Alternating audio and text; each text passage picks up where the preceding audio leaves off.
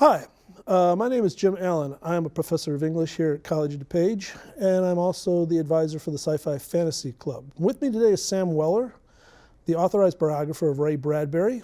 His book, The Bradbury Chronicles, The Life of Ray Bradbury, was a Los Angeles Times bestseller, winner of the 2005 Society of Midland Authors Award for Best Biography and a Bram Stoker Award finalist. Sam also authored the companion book, Listen to the Echoes, the Ray Bradbury Interviews, co-edited the anthology Shadow Show, All New Stories in Celebration of Ray Bradbury, and is also a frequent lecturer on the life and legacy of Ray Bradbury. Mr. Weller's short fiction has appeared in numerous books and journals, and he has written for the Paris Review, the NPR program All Things Considered, and Slate Magazine. He is currently the Associate Chair and Associate Professor in the Department of Creative Writing at Columbia College, Chicago. Thank you for joining us, Sam. Thanks, Jim.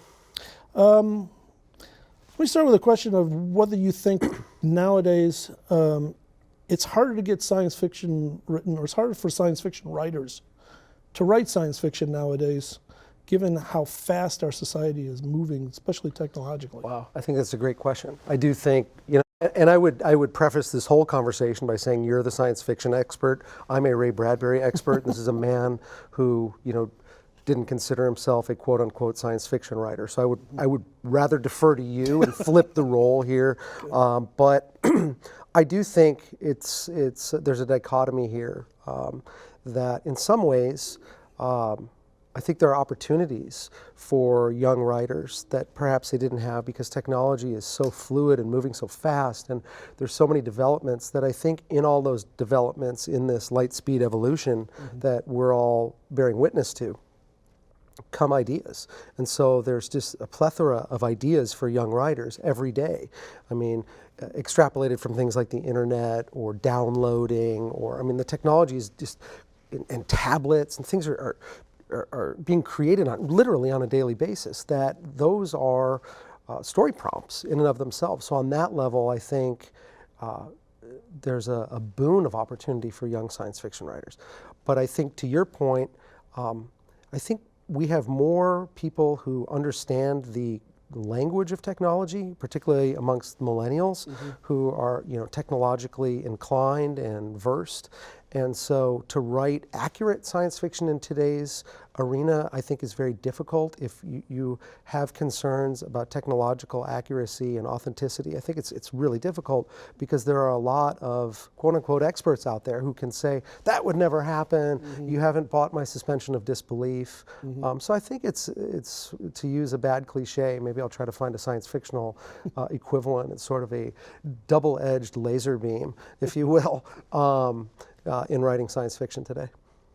Well, students often ask about publishing opportunities.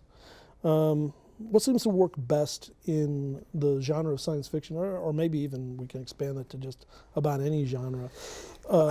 Short stories, better avenue than novels? Publishing on the web better than trying to go through traditional publishers? Wow, I think, again, anybody who professes, I was the Midwest correspondent to Publishers Weekly for 4 years and really sort of had this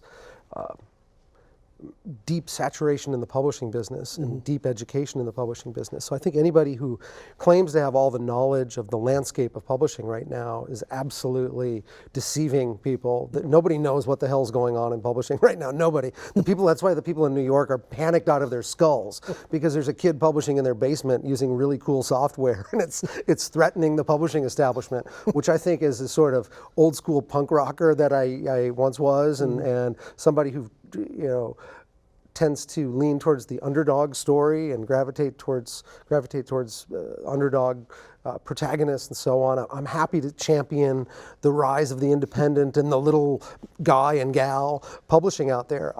So anybody who thinks they know the landscape of publishing, I don't think has all the answers. My opinion right now is that this is an incredibly positive time to be a writer, a fantasist, a science fiction writer, because of the wealth of platforms that are out there to publish in. To your point, what's the best avenue? Agents and editors in New York will say, you have to write a novel, or that's how you arrive, and that has been the story since the rise of the New York establishment. I found letters in Ray Bradbury's file cabinets that said, your short story collection, The Illustrated Man, is absolutely wonderful, but don't you have a novel in you? We don't want it. So Farrar Straus, Guru rejected what would have been The Illustrated Man, begging for a novel. So this narrative that they've been perpetuating for decades, I think, is a publishing establishment, sack of massive manure that I think we need to stand up to New York and tell them, forget about it. And the internet is providing that. I think digital platforms are providing that. I do think magazines like The Believer, Dave Eggers, and his whole publishing arm, he published a few books edited by Michael Chabon of weird fiction and fantasy. I think there's a side of the literary establishment that's embracing genre fiction that I find really fascinating and encouraging. Junot Diaz is writing, Oscar Wilde, which has the science fiction loving protagonist, and Dave Eggers and Charles Yu and Kelly Link are all examining the porous boundaries between science fiction and literary fiction. So to me, that's really exciting. But if I tell my students, just write and worry about the platform later. But I do think it's a good time to be a writer because you can get your work out there. But I also think you have to be cautious. You have to put your best work out there. You don't want to just put anything. I think, again, there's a dichotomy to the fact that we can publish our own work on our blogs constantly and publish fan fiction with a click of a button. You have to make sure that you're not wounding your brand. You are a writer and you're building your brand. So you have to be cognizant of your material and what you're sending out there.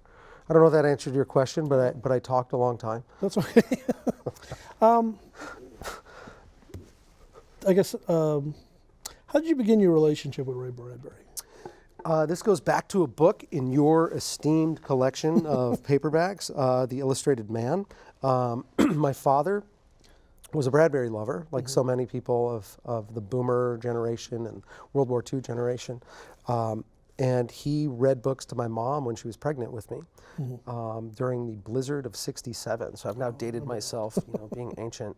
And so in January of '67, my dad, they were holed up in a small house, and he read The Illustrated Man aloud to my mom. It's a bizarre book to read to a woman 9 months in utero or pregnant, because it's frightening, it's dystopic, it's disturbing. But they both loved it. And there I was, the proverbial bun in the oven, listening closely with rapt attention to The Veldt, The Rocket Man, and the other great stories in there. 11 years later, I found the same copy of The Illustrated Man on my dad's bookshelf, opened it up and fell in love with it. The language, the prose, he was a prose stylist. There's poetry to his language. The ideas are fantastically original. Fell in love with it.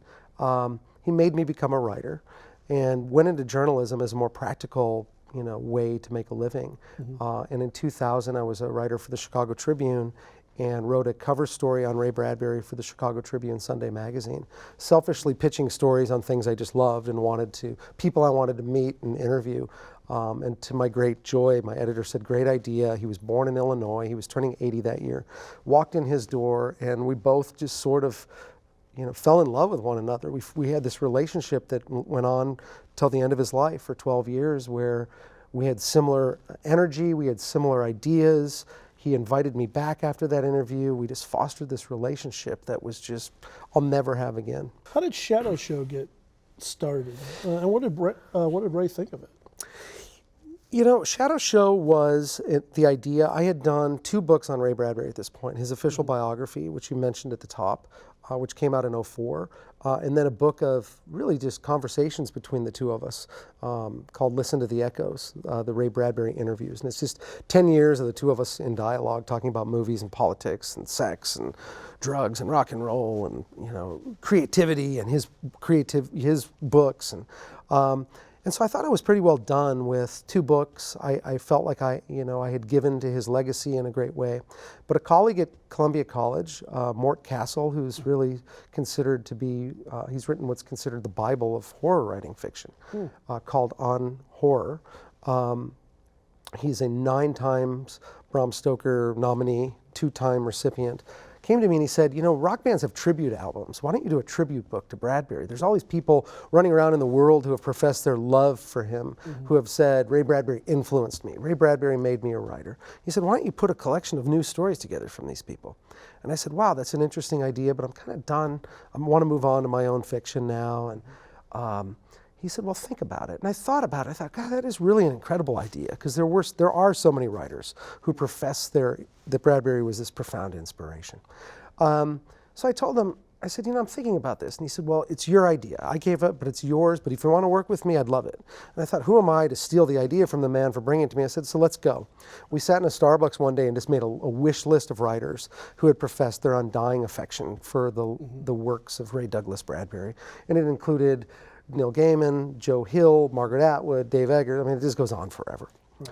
And weirdly, thank God for technology, I started to tweet these people. And Gaiman responded to me in 10 minutes. Margaret Atwood responded to me in 10 minutes. I mean, thank God for Twitter, or I'd have to write agents or editors, and this book would not exist.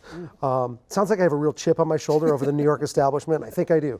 But so they all contacted me right away, and this book just fell into place. It was like we were curating a party, you know, of people just hanging out and raising a glass to Ray Bradbury. And our only instructions were two. We said, write a story that is distinctly your own, not a sequel, not an imitation of Bradbury. It is a Neil Gaiman story, or it is a, you know, Margaret Atwood story.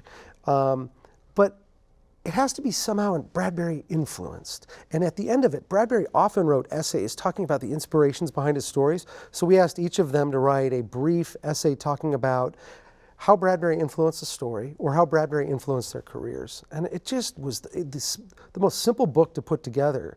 It was almost criminal, because who's going to send a story back to Neil Gaiman and say, hey, Neil, we need some edits, man, it's just not working.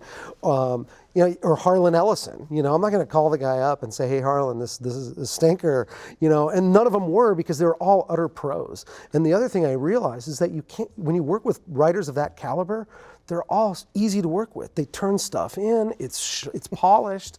This book was simple, and then it went on to win the Stoker Award. Cool. So yeah, this was a great book to put together. So did Ray actually ever get to see it? He did. You know, it was published the month he died, but the manuscript was done, and he was really infirmed at home in bed.